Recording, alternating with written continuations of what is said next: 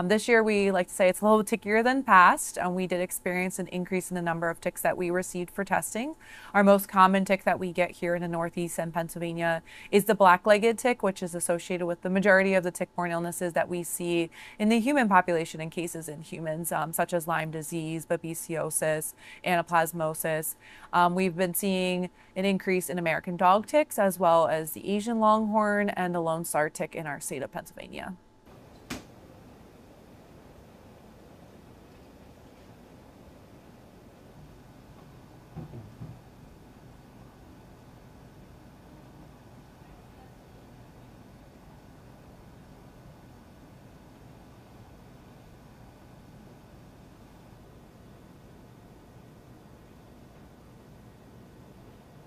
One interesting fact about the Asian longhorn tick in comparison to our other tick populations that we have, it's parthenogenic, which is a very fancy name for it can reproduce without mating.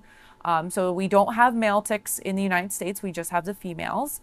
So when she gets her full blood meal, she will produce viable eggs, and those will hatch into larval ticks.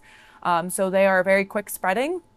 They tend to infest livestock, so livestock trade or movements, but we have seen a decent number of them also now attaching to humans as well as companion animals, so such as your dog or your cat or things like that. And those can be used to differentiate between different species as well. These spirochelar plates on the side, which can be used for gas exchange, and a Y that's kind of circling the central portion. And the only other tick that's very similar, that has a similar one, are Lone Star ticks or amblyomma. Yeah, so right now our biggest concern is with livestock.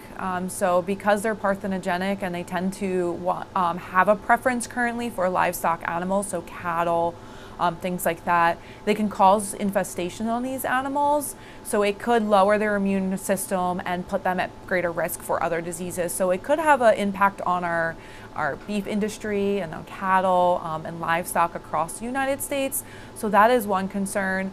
But as their population increases, because they lay thousands of eggs, if they do start to pick up these tick-borne illnesses, because now they're becoming more of a generalist and they're feeding on other organisms, if they start to feed on organisms that do transmit diseases to ticks, so our reservoirs in the population, then they'll start to pick up these pathogens, and there will be a spillover event eventually to humans. So understanding this now and early so that we can maybe get ahead of it is important, so that we're not, chasing it down like we were the first time around with black-legged ticks and Lyme disease.